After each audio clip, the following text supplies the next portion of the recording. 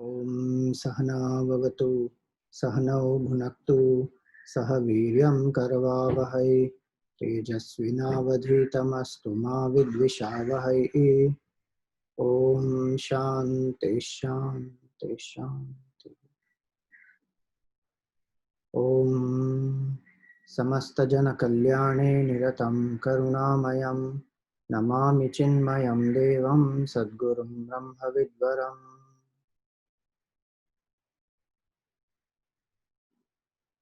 सच्चिदानन्दरूपाय विश्वोत्पत्त्यादिहेतवे तापत्रयविनाशाय श्रीकृष्णाय वयं नुमः। So Hari Om, salutations to all. In the second chapter, sixth discourse, Brahmaji had told Naradji in the 41st verse, where he said, Adyovatara Purusha Parasya Kala Swabhava Sadasan Manascha. So different avatars of the Lord, which he had mentioned in the 6th chapter, that he is going to elaborate now in the 7th chapter. Now this understanding of avatar is a very important aspect, because not many believe in this understanding of avatar. So those who are materialist, those who are followers of the Charvaka philosophy, they don't even believe in the existence of anything which is sentient. For them, matter is supreme. So they do not consider avatar as even a possibility.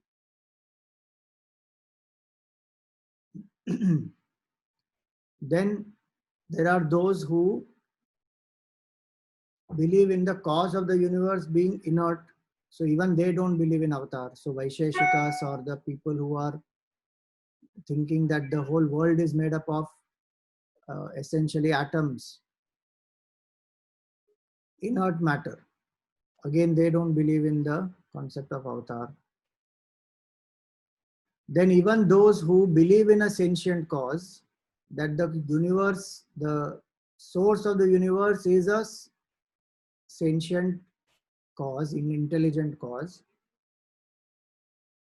but they believe that it is Sagun Nirakar, meaning with qualities but no form. So they also don't believe in avatar. So Arya Samaj, Islam, Christianity, Brahma Samaj, they won't believe in avatar. So it's not only about other religions, it is also about, in our culture itself, there are some of the schools of philosophy which will not accept avatar. Then there are the Shunyavadis, Buddhists, they will also not believe in avatar. In the Jain philosophy, one will believe only in the individual purifying oneself and attaining Kaivalya Mukti or becoming a Tirthankar, but no avatar.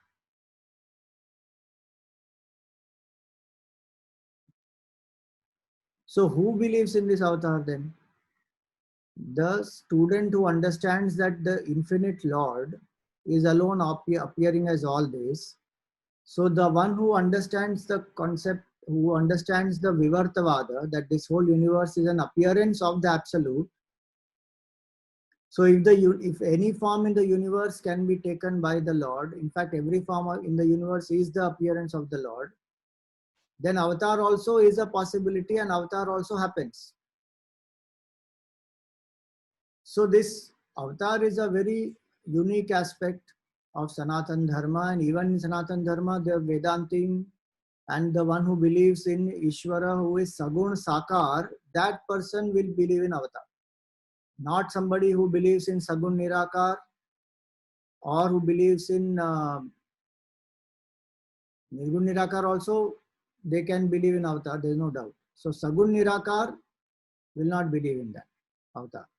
So Nirgun Nirakar, Sagun Sakar, those who follow these two approaches, for them avatar is a reality.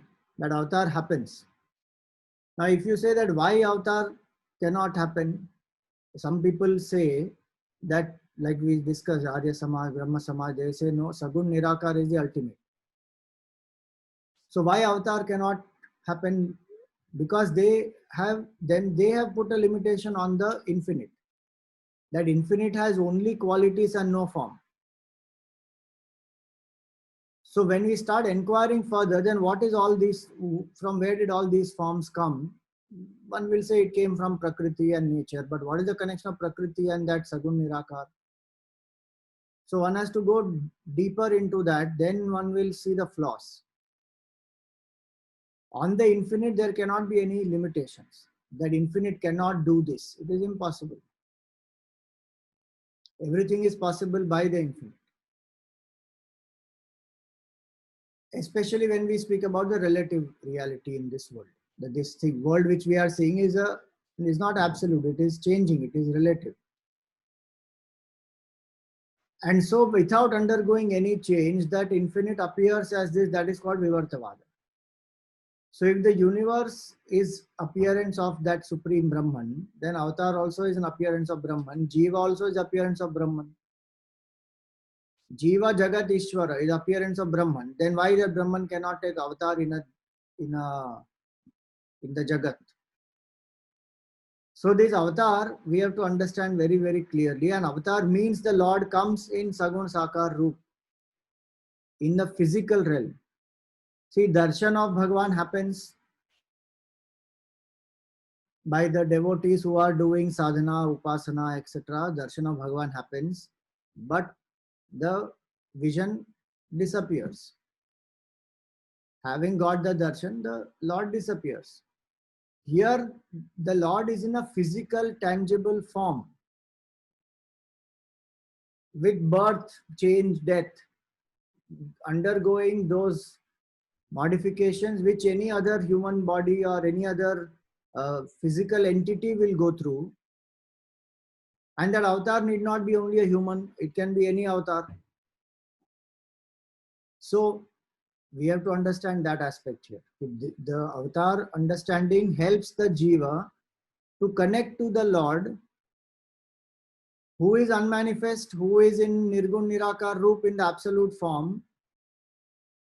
When that Supreme manifests in a physical form, there is so much of joy that the jiva experiences to continuously understand the physical leelas of the Lord, and through that to connect to the Lord, and for many generations to come, it becomes a proof that Bhagwan exists.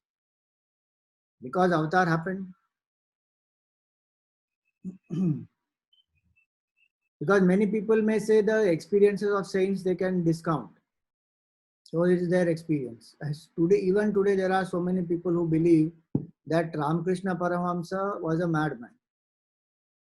Unfortunately, they think like that, some of them. It was his all his hallucination, mental imagination. It was not real. It was all in his mind only. But when an avatar happens, then it's not a question of hallucination of one person, because everybody else is seeing that avatar. Whoever is there at that point in time, they saw Ram and they saw Krishna and they saw all these avatars now which will come. Those people at that time, they have seen. So avatar is a very important aspect to increase Shraddha, to increase Bhakti, to make a person understand that there is a supreme reality and that is infinite, and that infinite does manifest. And so now you will see. So earlier also certain avatars were given. They are called Guna avatars. So avatar have many categories or many types of avatars are there. So one is called Guna avatar, one is called Leela avatar, one is called Avesh avatar. Avesh avatar will happen for that moment and then disappear. Like Narsimha avatar is a Avesh avatar. Then there's Nitya avatar. Nitya avatar means the Lord is there in the creation in the form of the realized saints and sages. So the realized masters are called Nitya Avatar of Bhagavan. So Guna Avatar, Leela Avatar, Avesh Avatar, Nitya Avatar. Then there is also Manvantara Avatar. In certain Manvantaras, Bhagavan appears in certain forms. You will see that will come here now. And then there is a description of the difference between Avatar and Vibhuti. So Avatar is the manifestation of the Lord in a specific form for a specific purpose. And when that purpose is over, the form disappears. But Vibhuti of the Lord, like we see in the 10th chapter. So he says, among the mountains, I am the Himalayas. Among the rivers, I am the Ganges. Among the animals, I am the lion. Among the Pandavas, I am Arjun. Those are the manifestations. So where he says, Yadyad Vibhuti Mat Sattvam, Tattadurjitam Evava. Yadyad Vibhuti Mat Sattvam, Srimadurjitam Evava, Tattadevava Gachatvam, Mama Tejomsha Sambhavam. It is one small tiny part of my Teja and my Amsha, which will manifest in the glories of this creation. So they will be there through the creation, or they may come and go in the creation. So Vibhuti is the manifestation of Bhagavan's glory. Avatar is when the Lord takes form with full awareness of one's divine nature. Avatar has no compulsion of karma. Avatar is not bound by past karma, does not create any future karma in the present. So in the 4th chapter in the Gita, the Lord says that Janma karma cha me divyam evam yo vetti tattvataha. That his birth is divine and his actions also are divine. Actions are to establish dharma. Birth is out of his will. Ajopisan navyayatma bhutanam ishwaropisan prakritim swamadhisthaya sambhavami atma mayaya. By his will, the Lord takes birth.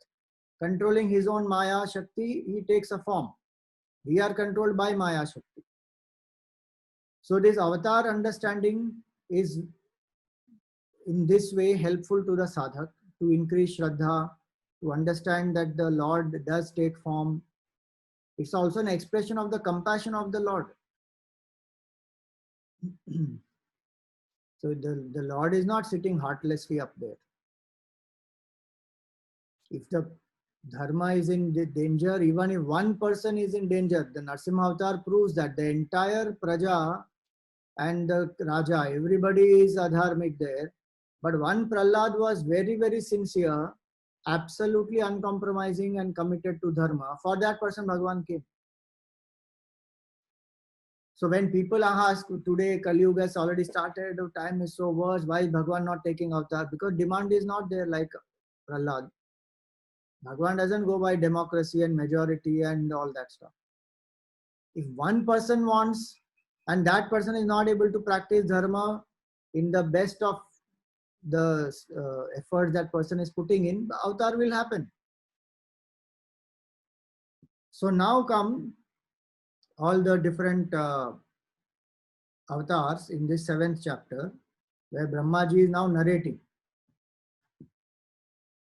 So he already gave the subtle aspects earlier about who is Narayana and how with his power he creates, and then whole creation, the Srishti Krama, etc. he gave. Why is he bringing this avatar here? Because he spoke about it, na bhakti. He said, my heart, he says, my mind doesn't wander anywhere because it abides in Brahman. My speech will not tell a lie. So no matter how much we learn about creation and the unmanifest aspect, our mind and our senses, they still need some form.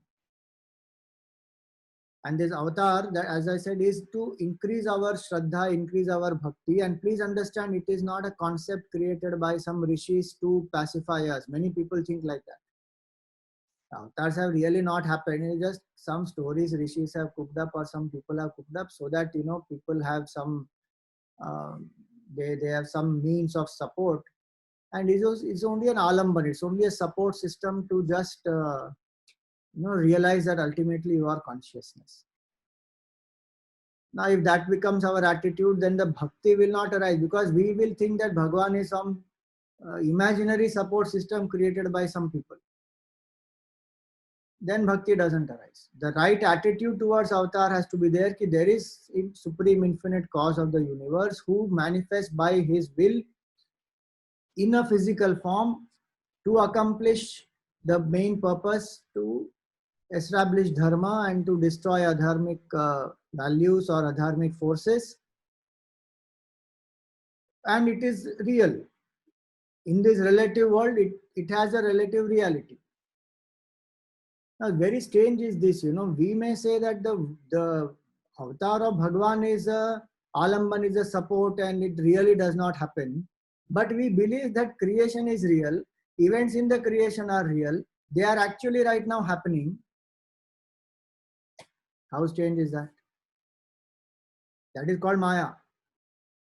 Who is eternal, the mind makes the person feel that is a concept and it is just a temporary support.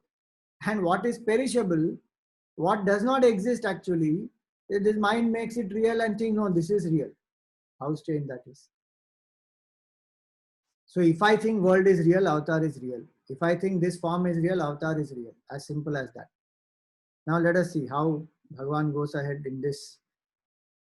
So now there is, please remember, the sequence is not there here. Don't think this came after this, after this, after this. The avatars of the Lord are narrated by Brahmaji. So now here he starts first with the avatar as a Varaha avatar. So Bhagavan takes the Varaha avatar. Now many of these avatars will come in the Bhagavatam ahead in detail. So I'm not going to go into full stories and all the backgrounds of this, because anyway some of this will come in detail as we go along. So Varaha avatar, we know that the earth has gone into Rasatala. Because some people think earth, how can earth fall into ocean when ocean is in the earth?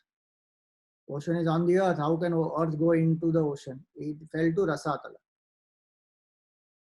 So when it went to Rasatala, then the Lord has to take form to bring the earth back to its position. You may say, why? That is because if the earth is not there, earth is a karma bhumi. And human being born on the earth is the karma yoni, to speed up and get moksha. And of course, there are many other species also on the earth, so all of them get destroyed. The whole Srishti Vyavastha, everything goes for a toss. So the job of the Lord is to restore. What is Rasatala? We have learnt in Bhagavatam, right? 14 worlds are there, 7 above, 7 below. So the lokas which are below, Atala, Vitala, Sutala, Talatala, Rasatala, Mahatala, Patal, 7 lokas below. Rasatala is a part of that. Bhu, Bhuva, Suva, Mahajana, Tapah, Satyam, that is above. So now this Varaha avatar, one very nice thing Akhandanand Maharaja said is that why did the Lord take the form of a boar? Because he said there is nobody who loves the earth more dearer than the boar or a pig. These are the two who love. Varaha loves the earth, the mud and the muck. In that the Varaha rolls also. Even the most foul smelling places, the Varaha will go and live. So Akhandanandji gives one simile example there, saying that the one whom we love, even their limitations or their negative qualities, we are not able to see. So that which is rejected by many, the boar will go and live in that also, will roll in that also, will sometimes eat that also.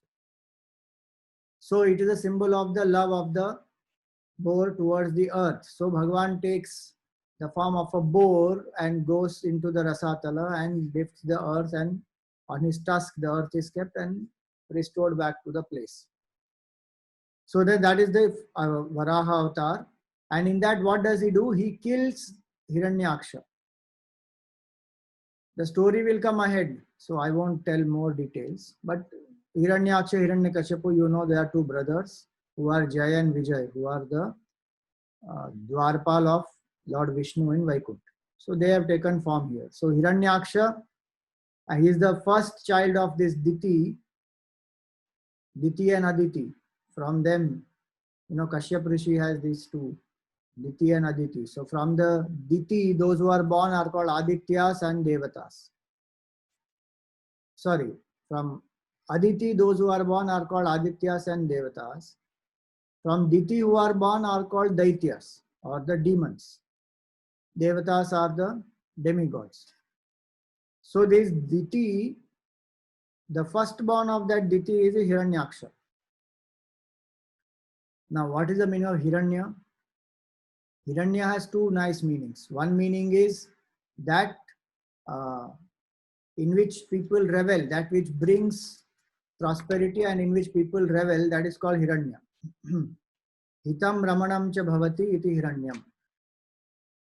And Hiranya also means, this is another meaning, is the deeper meaning is better. Haryate Janat Janam Prati, which is very fickle and which goes from one person to other, from one house to the other. Meaning wealth is never saying I am yours. We are saying, oh, my wealth, my wealth. Wealth doesn't say I am yours. Wealth goes to anybody. It's very fickle. One whose eye is always on that wealth, who forgets everything else but is only focused on more of that wealth, that person is called Hiranyaksha. So what did Bhagavan do? He killed him in that Varaha avatar. That was the first one.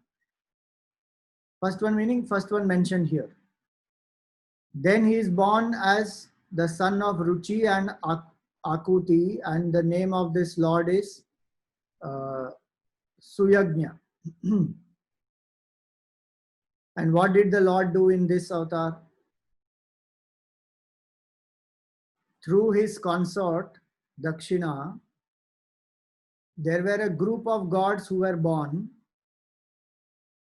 who had the title Suyama.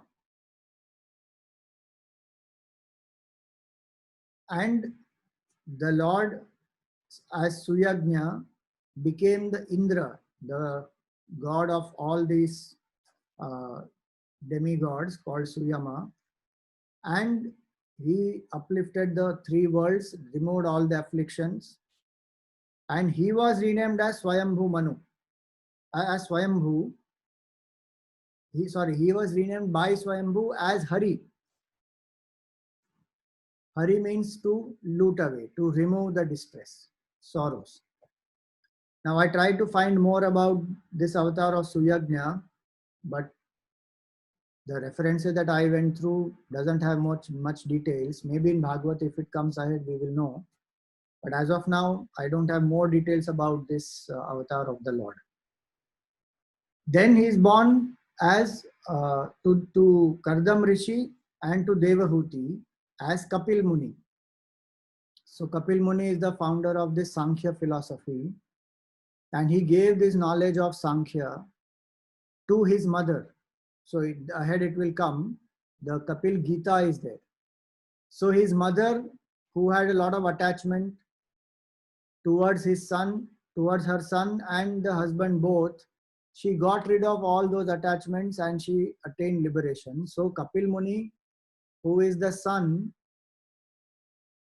at the body level, at the physical level, he is the son, but at spiritual level, he becomes the guru of the mother, and Kapil Muni is the avatar of Lord Vishnu, is what is said here.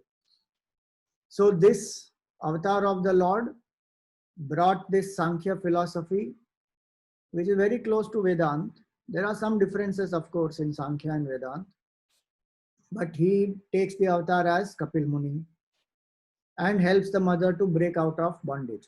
So one is that the mother was, she got mukti, and the other is that the Sankhya philosophy, as a philosophy, there are so many people who are followers of the Sankhya philosophy. And so this is the next avatar of the Lord. Then he is born to Atri Rishi. Atri Rishi is one of the Sapta Rishis. Now this Sapta Rishi also we have to understand, for every Mahayuga, one Mahayuga is 4 yugas put together. Satyug, Tretayug, Dwapar, Kali Yug. 4 yugas put together is one Mahayuga. So for every Mahayuga, if after these 4 yugas, Pralaya will come. Then again there is 4 yugas. Like that the cycle goes on. For 1000 Mahayugas when they happen, that is one day of Brahmaji. Some places it is said 4 Mahayugas put together is one day of Brahmaji. Some places it is said 1000 such Mahayugas is one day of Brahmaji. And 1000 such Mahayugas is one night of Brahmaji. Different places, different descriptions are there. But the point is, for every Mahayuga, the Saptarishis,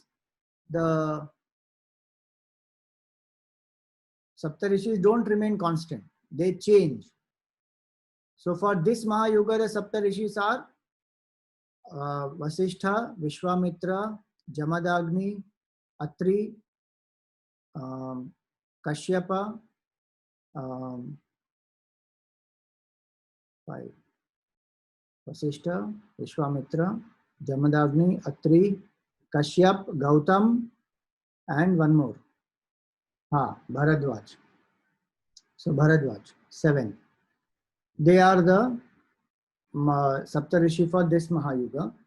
So to Atri Rishi, the Lord is born as a son, and so that son, the Lord says, I have given myself to you.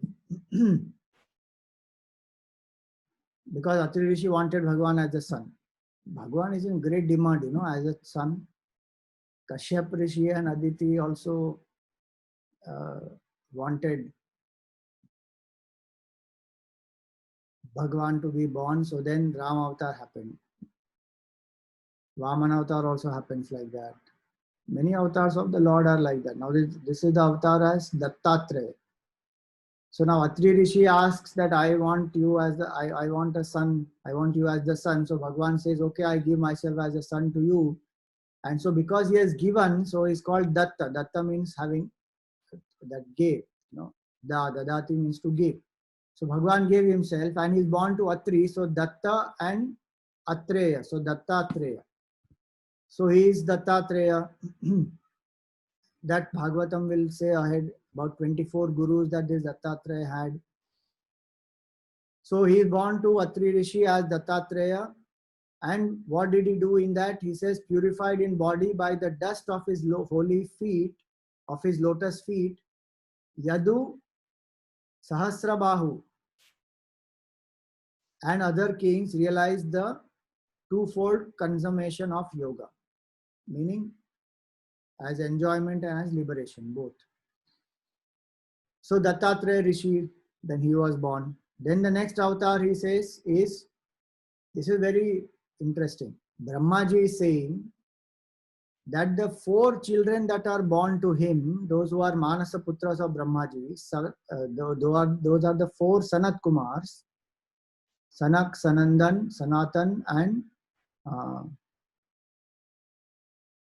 Sanak, Sanandan, Sanatan, and Sanat Kumar. 4 of them, all of them have the word Sana. They are 4 of them who are the children, who are the manifestation of the Lord, though they are born as Manasputra of Brahmaji. So why are they called as the manifestation of the Lord? Because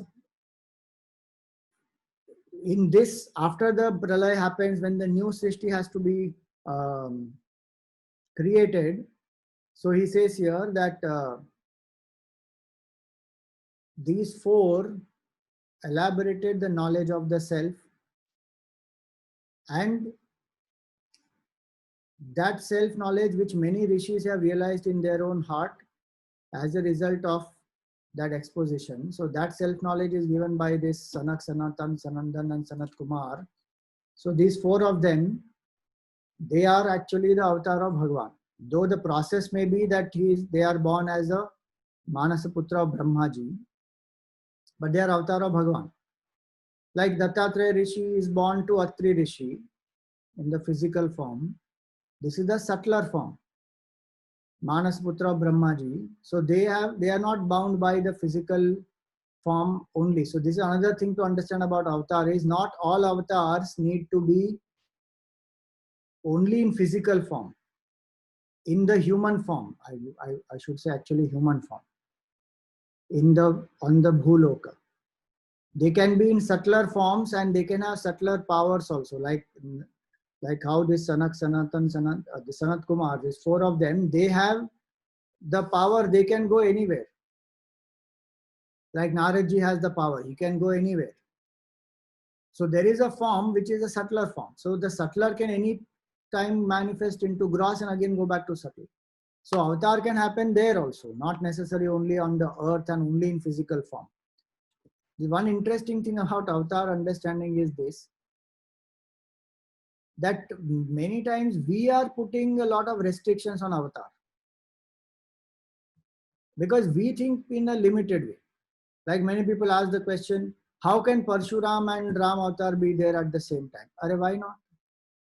What limits the infinity from manifesting in as many avatars as possible at the same time? Nothing. If this all is can be infinite, then if the appearance of the infinite, then avatar also as many avatars possible. There is no issue. So here it is. So they are now the word Sana, what does the word Sana mean? Because that the Bhagavatam specifically mentions that their names, all of them, the word Sana is a part of their name. So Sana means that which is eternal, permanent, long lasting. It's called Sana.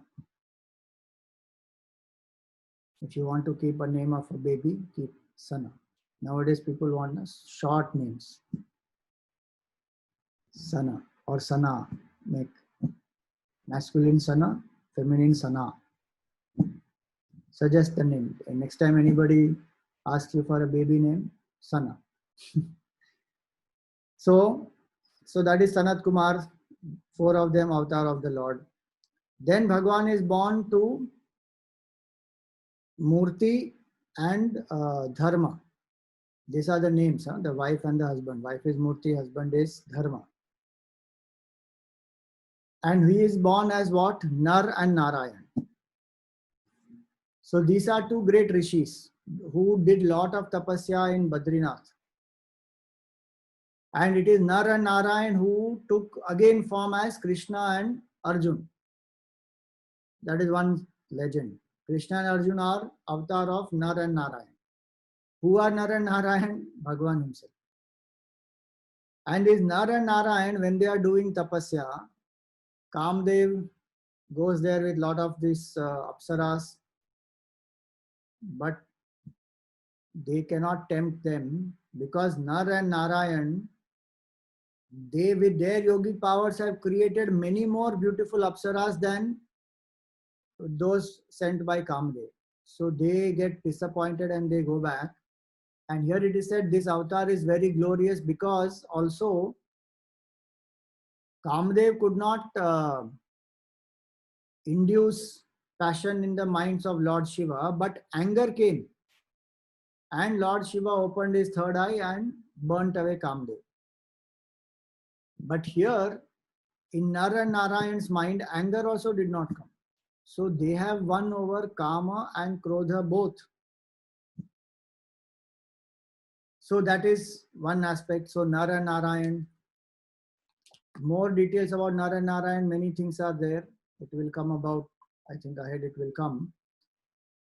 And then the Lord took the avatar. Now here the name of the avatar is not given actually.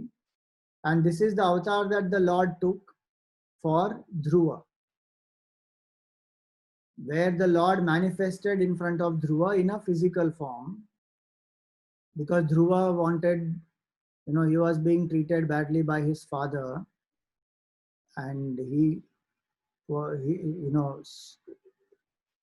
to sit on the lap of his father, but the father would always ill-treat him, and he would not take Dhruva on his lap.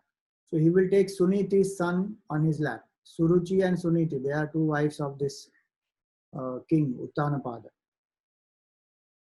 So the mother Suruchi told him that, why are you seeking the lap of this father? Seek the lap of your divine father, who will never abandon you. So Dhruva goes to do tapasya in the forest alone. And he meets Naradji, and Naradji gives him the Dwadashakshari mantra, and Dhruva does 6 months time, solid tapasya he does. Bhagwan manifests. 6 months time, a small child. And the tapasya he does is quite a bit, which is given in Bhagavatam. He stops eating. So first month he's only eating some fruits and all that, and then he stops eating that also, lives only on water, then only on air and all that. Slowly, meaning he has trained his body and the mind to detach from, become more and more subtler. In the order of subtlety, space, air, fire, water, earth. So he drops dependency from the grosser. Earth meaning food. So drop dependency on food, then water, then fire. Like that, slowly he makes himself more and more subtler. And Bhagwan, and in and through all this is doing the japa. Bhagwan manifests. So that avatar is called Prishnigarbha avatar. So that Prishnigarbha avatar happens, and Bhagwan with his conch, he touches the cheek of Dhruva. Dhruva becomes full of knowledge. And Bhagwan had asked him before, actually, he asked, what do you want? Dhruva started his tapasya thinking that he will ask the lap of the Lord. But when he had the darshan of Bhagwan, he said, I don't want anything. I got you. That is more than enough. And Bhagwan is very pleased with him, and he touches the conch on his cheek, and then Dhruva also gets the celestial position. So the Dhruva Tara, that's the story behind it. More detail when we see in Bhagavatam, very nice. The detailing is very beautiful of a lot of these stories. So that is the next avatar. So Prishnigarbha is the avatar. Then the Prithu avatar. So this king Vena, this Vena, he is a descendant of Dhruva only. But worst. You know, people say that if King Vena comes out, everybody will run, because he is such a cruel-hearted criminal who has done all sorts of atrocities. Just hearing his name, people will run away. That Vena, you know, his power and his fortune was destroyed by the thunderbolt of Brahmana's curse. And he was going to descend into hell. But then the Brahmanas prayed to Bhagavan. And what did they ask? Please save him. Why? Because Dhruva, he is a descendant of Dhruva. And somebody who has been such an exalted devotee should not perish like this. Bhagavan, you please do something and help. Now see, these Brahmanas only with their thunderbolt, with their chanting and all that, the power of that, they destroyed all his powers and wealth and many things that he had. And the Brahmanas only are praying to Bhagavan to save him. So what has to be done for the act of cruelty, that also they did. What has to be done to protect him, because he is in the illustrious kula of Dhruva. So Brahmanas are praying, and then what happens? Bhagwan takes the form of Prithu. Prithu Raja's story will also come ahead. And he rescues his Vena, and he gets the son, he gets the epithet there as Putra. So the word Putra comes from this. Why it comes from this? Because Putra means one who saves the father from going to hell. Pum nam narakat trayate pitaram sutaha. Yasmat trayate pitaram sutaha. Tasmat putra iti proktaha swayameva swayam bhuva. Manu Smriti has written this. And that is why many people think that, you know, a son must be born. But please remember, this is not to discriminate saying a woman cannot save. The etymology of putri also is the same. So whether it is son or daughter, both a progeny will save.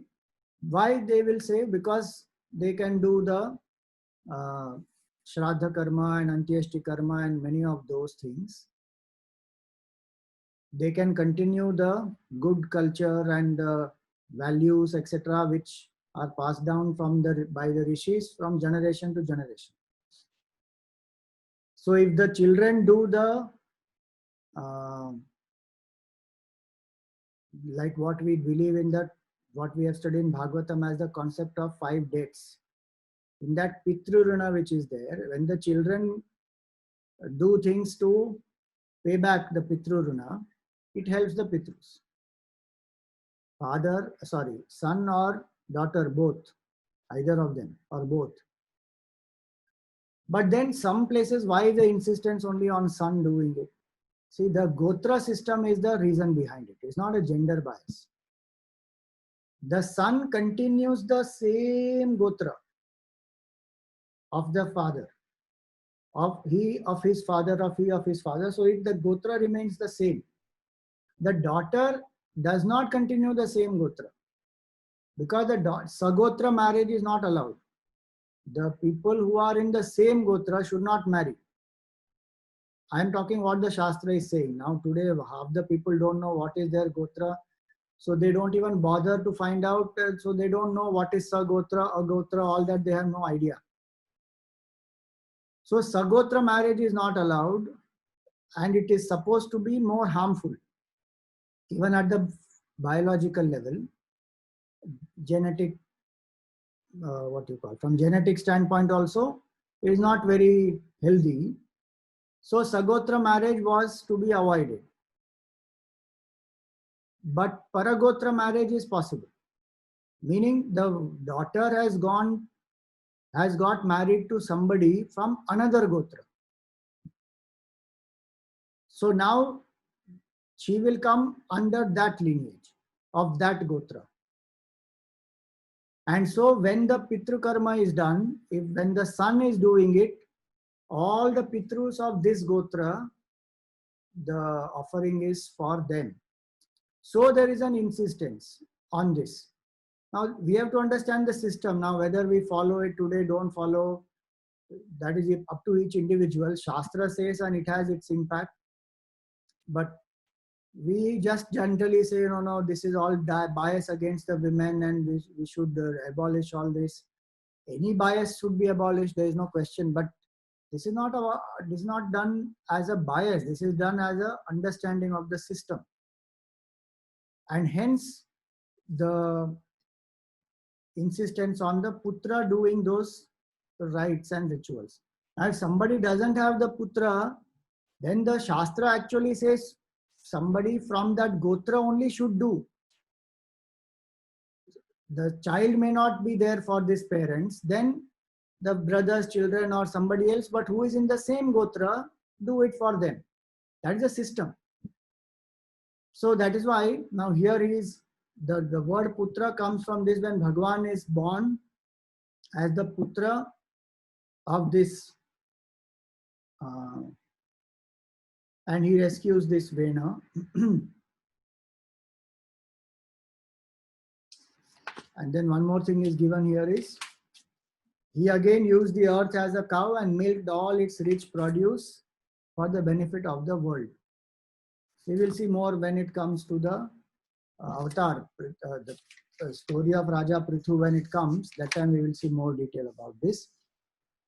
Then he is born as Rishabha to Nabhi, King Nabhi and his wife Sudevi or Meru Devi. I am not sure whether this is the same person who is the Rishabdev, who is the first Tirthankar of the Jains of this Pachisi, of this Manvant, of this cycle of the Tirthankars. This avatar had, if you remember, has come earlier also. When the Guna avatars were described, in that also the mention of Rishabha was there. So what did Rishabha avatar do? So all attachments and everything to the senses, to the mind, to the body, he gave up, and he established himself in the absolute spiritual truth with the vision of oneness, practicing meditation. But he will appear as an idiot, meaning who lives in complete spontaneity. Actually, the state of Avadhuta or a Paramhamsa. But because they don't have regard for the body, they may look like people who are mad. In the Bhajagovindam also it is said, Unmattava Deva. They will be as though they are intoxicated. They may not take care of the body, or they may be, Digambara, or they may just be lying somewhere and not bother. Ajgara Vritti it is called, just lying. They will look as though they are very terribly tamasic, but they are not tamasic. So many such descriptions are there, where some of these great masters are even called mad, idiots, lazy people, because how does anybody know what is their state of mind and what they experience having gone beyond the mind? They see only externally, so then they judge. So he is the Rishabha. So that's the Rishabha avatar. Now then he takes avatar as Hayagriva. So this Hayagriva is the avatar of the Lord who is supposed to be having the head of a horse. Now this is an avatar of Bhagavan Vishnu, and he is the Lord of knowledge. So he says here that Satre Mamasa Bhagavan Haya Shira Shatho Haya Shira Shatho Sakshat Sa Yajna Purushaha Tapa Niya Varnaha. So he has a shining complexion, golden complexion, who is the symbol of Veda itself, personification of the Veda, and the Vedas came out as though from his nostrils. So he's an incarnation of the Veda Murti himself, and the Vedas also come out from him. So Hayagriva avatar is a different avatar of the Lord. There are people even today who worship Hayagriva. But many times they confuse Hayagriva avatar with the demon called Hayagriva. So the next verse is actually about that. In Matsya avatar, Bhagavan kills a demon called Hayagriva. So that Asura called Hayagriva is different, and this avatar of the Lord, which is Hayagriva avatar, is different. So in this avatar, in Matsya avatar, so Brahmaji, he is sleeping before the cosmic deluge happens. The Devatas want the cosmic deluge to happen, and Brahmaji also understands. But he says, let me rest a while before I do it. So he just closed his eyes, and the demon Hayagriva came out, and he captured all the Vedas. So Matsya avatar happened for both the purposes. One is to kill Hayagriva the demon, and restore the Vedas back to Brahmaji. And also, before the deluge, the species have to be saved. So all the species, male, female, they all are taken one, and with that King Satyavrata, they all go in the boat that the Lord brings as Matsya avatar, and till the deluge is over, the Lord protects them in that boat, and then the Srishti starts again. So that is the Matsya avatar. Now see this is not given in any order. Varaha avatar happened, then comes Matsya avatar. After that, now is the Kurma avatar which is described. So different things. In Kurma avatar, Bhagavan takes the form of this tortoise, and with his back he supports the mountain, when the churning is happening. And in Bhagavatam, what is written here, that Bhagwan, with his eyes closed, he went down into the ocean, supported this whole mountain, and he says that this, as the mountain revolved on his back, the friction relieved the itching thereupon and brought him a nice nap.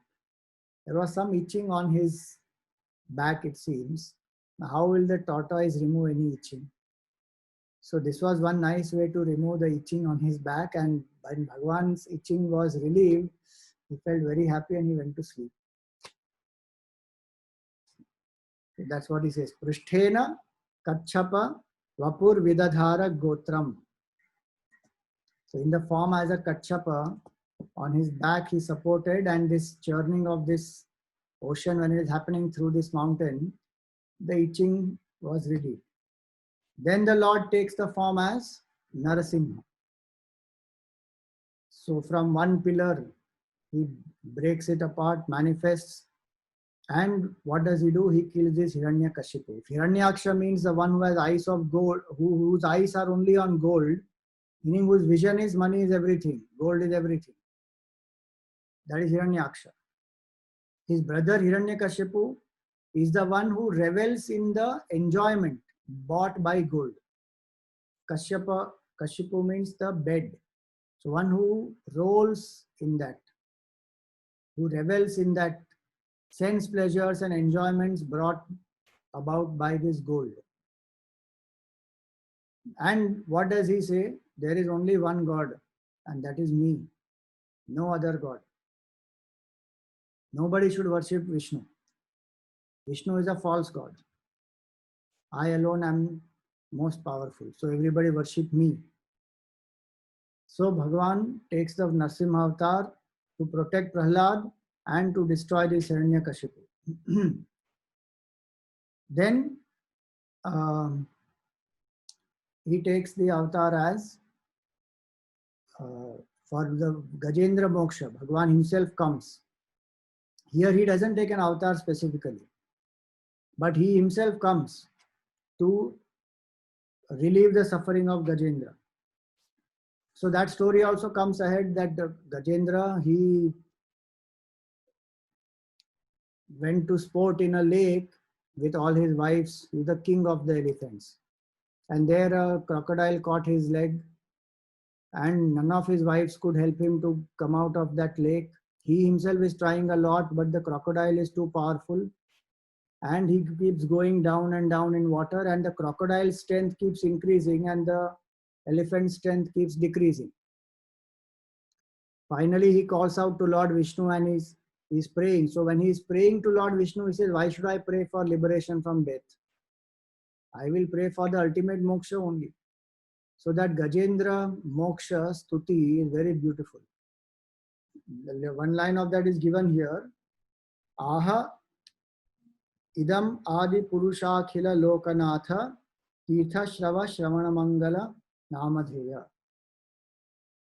So this Gajendra moksha stuti happens, and Bhagavan himself comes on his Garuda and with his Sudarshan chakra cuts the head of this crocodile. And very interesting thing is written in that. And Bhagavan takes Gajendra, grants him mukti. But before he gets mukti, crocodile got mukti. Why? Because he was holding the feet of the devotee. So crocodile got mukti before the devotee also. You may say about the intention matters, how that crocodile is holding the feet to kill the devotee. The point is, that is what we call as the mahima of the dust of the lotus feet of the devotee. It is meant for that. Don't say, okay, now I will go and try and kill one devotee and hold by feet. Now let us see if I get mukti or not. That is what we call as a exaggeration or some, I don't know what the exact word, but it is a way of glorifying the devotee, the feet of the devotee, the dust of the lotus feet of the devotee, it's a means to glorify that. So the bhav should not be that I will catch a devotee and try to pull him down. The bhav should be I should become like that devotee. So then Gajendra Moksha happened and Bhagwan cut the head of the alligator and he gave mukti to Gajendra. Then he takes the form as Vaman avatar. So he's born the youngest son of the 12 sons of Aditi. So they are the Adityas, 12 Adityas who are there. In that the youngest is Vamana.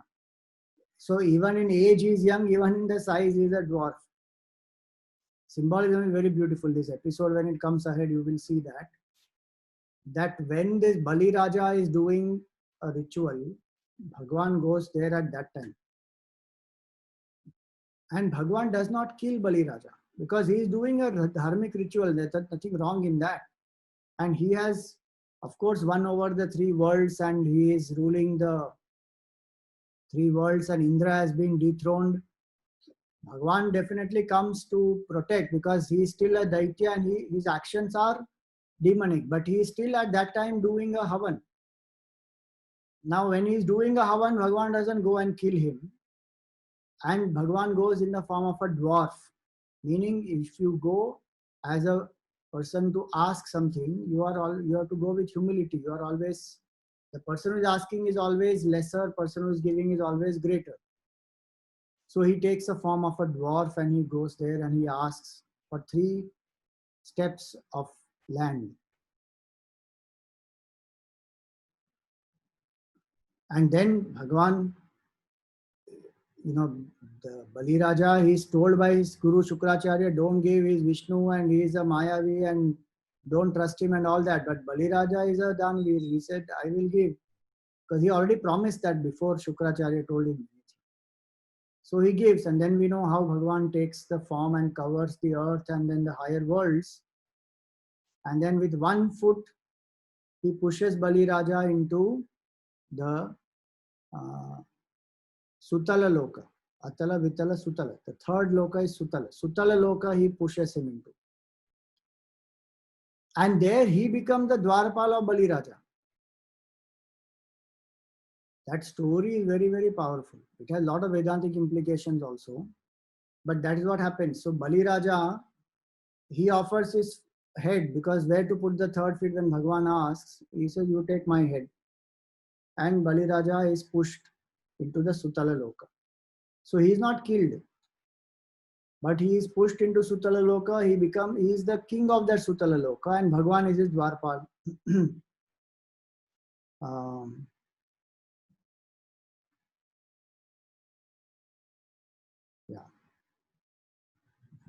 So not in every avatar Bhagwan has to come and kill somebody. He may not kill also. He may destroy the tendencies, the wicked tendencies. When Bali Raja surrenders to Bhagwan, all his wickedness gone. And he is the great grandson of Prahlad. So Prahlad himself comes there. Before Bali Raja, before the head is put, the feet is put on his head, Prahlad himself comes there. And because of that surrender, all his evil tendencies, everything gone. And he becomes the king of the Sutala Lok. You may say, why only Sutala Lok? Because his karma deserved that loka, so from karmic standpoint, he went into Sutala Lok. But he became the king there. And because of his punya and his devotion and surrender, Bhagwan becomes his Dwarpal. So that is the avatar as Bali Raja. Then what does he say? What is the next avatar?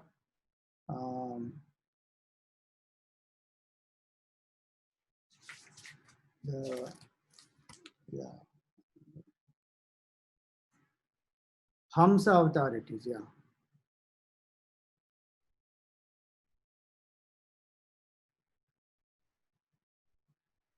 So in Hamsa avatar, what does Bhagwan do? Yeah, 19.1 is Hamsa avatar, correct. Tubhyam cha Narada Bhrisham Bhagavan Vivruddha Bhavena Sadhu Paritushta Uvacha Yogam Jnanam cha Bhagavatam Atmasatatva Deepam Yadva Sudeva Sharana Viduranja Saiva. Hamsa Gita comes in Bhagavatam. So it is that Bhagwan takes the Hamsa avatar and teaches Bhakti Yoga to Narad Ji. You just think about it. Narad Ji, we consider Narad Ji as a, already you saw the glory of Narad Ji before also. And Bhagwan has told him, and he also has taken a sankalpa that he will establish bhakti gehe gehe jane jane in the every home, in every heart. And he is called one of the greatest bhakti acharyas who wrote about bhakti, so the Narad Bhakti Sutra. But to him, bhakti was taught by Bhagwan through this Hamsa avatar.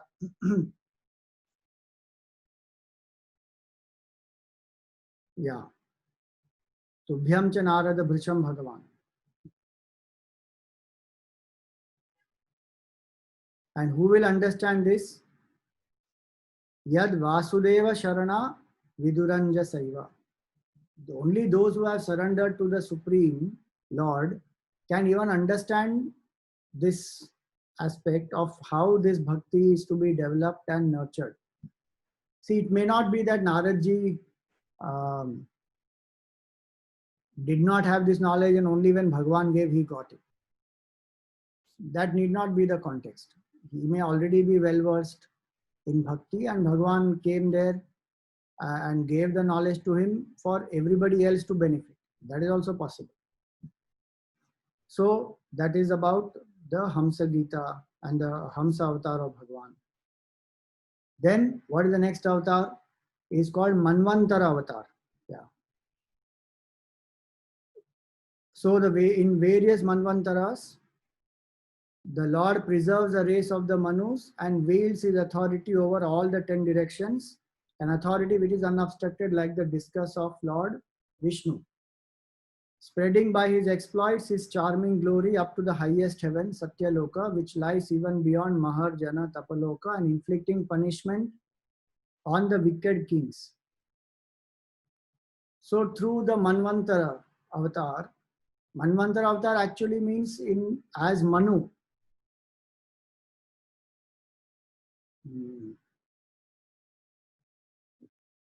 So whoever becomes Manu is an avatar of that Lord.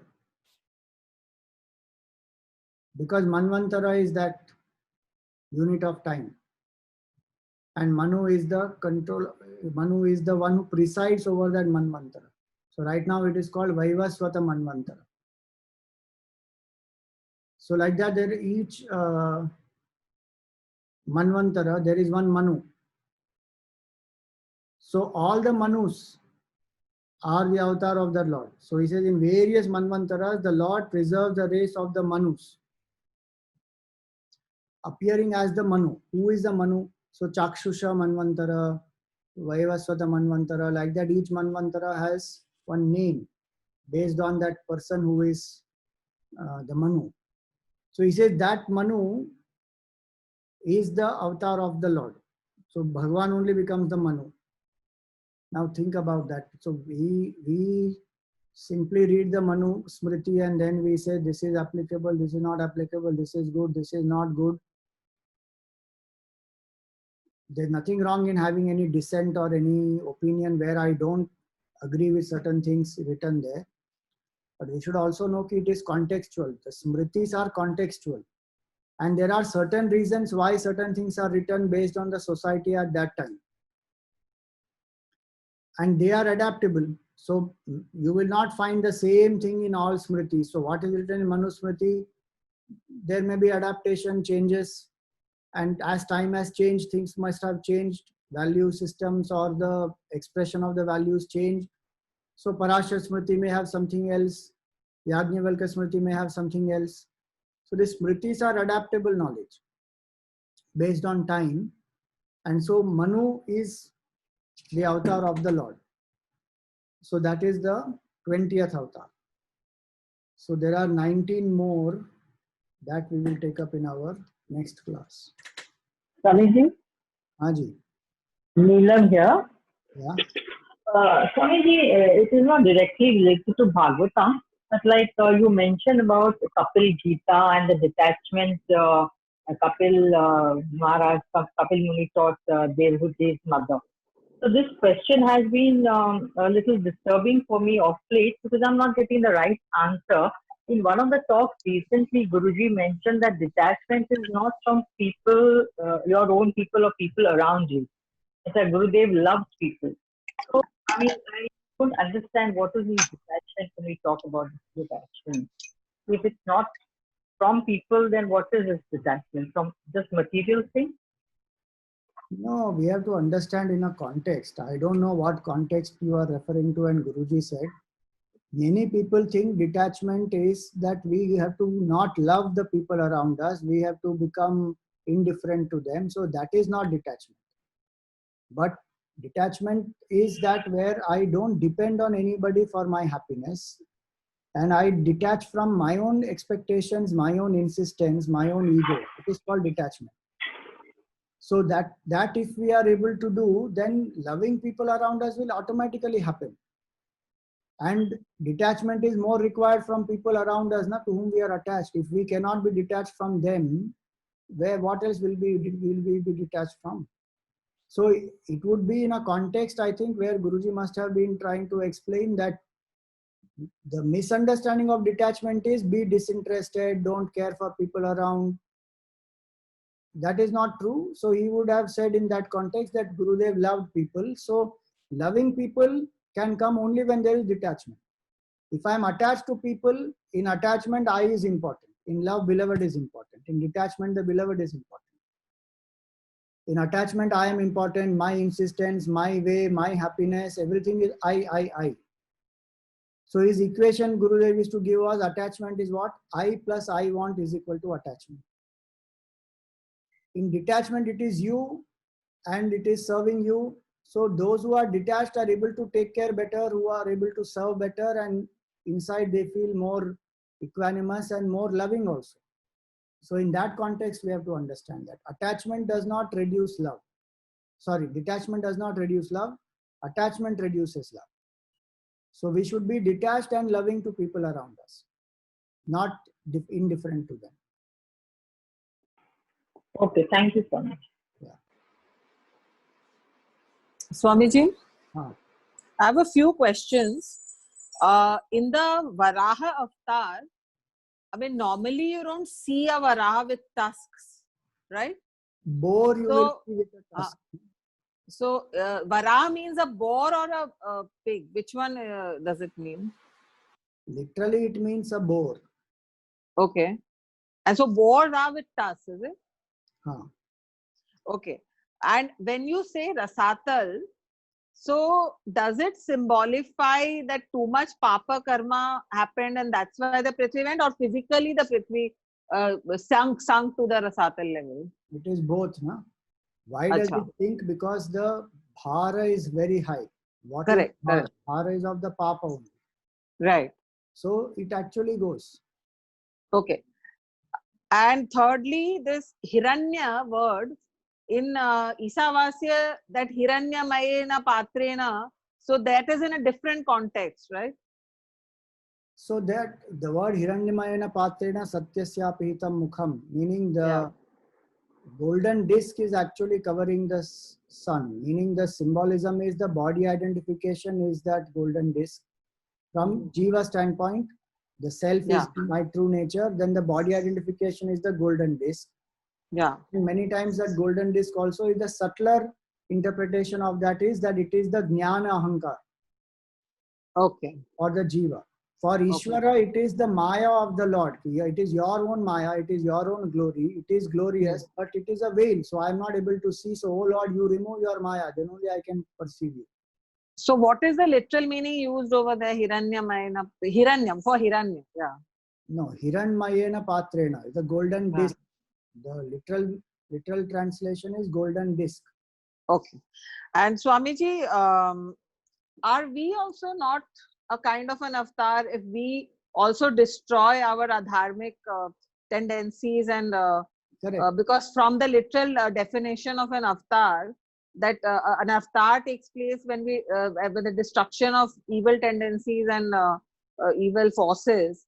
So we also are a kind of an avatar, na? Because when we realize the self, so that is called Adhyatmic avatar of the Lord. Like okay, we have Leela avatar, Guna avatar, Manvantar avatar. okay, That way, that the Nitya avatar, like that, the Adhyatmic avatar is when the Jiva destroys the Avidya and realizes oneness with the Supreme. Then it becomes avatar. okay. And Swamiji, more detailing about the avatars will be possible to find in the Puranic encyclopedia. Some of these you can find, like some of these I couldn't find. Like Suyagnya, I couldn't find only. There is no mention of Suyagnya in that Puranic encyclopedia. Okay. So some we will be able to find. Some Bhagavatam itself will elaborate. Okay. So Swamiji, in 20 shlokas, we have finished only 17 avatars. No? I was numbering them. No, So it's no, only. we have done 20 avatars. No, Swamiji, I have written down on a Oh, list. sorry. Yeah, Huh. yeah, The yeah. shloka is Because 20. there are, yeah, because there are, is 20. yeah, because there are some avatars which have used 2 shlokas. Yeah, So yeah. we have only completed 17 avatars. Yeah, yeah. Thank you, Swami. Thank you. This Hari avatar, Vaman avatar, and this Manvantar avatar. No, Hari avatar and Vaman avatar are two shlokas. And even Narayan is 2 shlokas. That's how. Yeah, correct. So 17 avatars we have finished. Om Purnamada Purnamidam Purnat Purnamudachyate Purnasya Purnamadaya Purnameva Vashishyate. Om Shanti Shanti Shanti. Hari Om Shri Guru Pyo Namaha. Hari Om.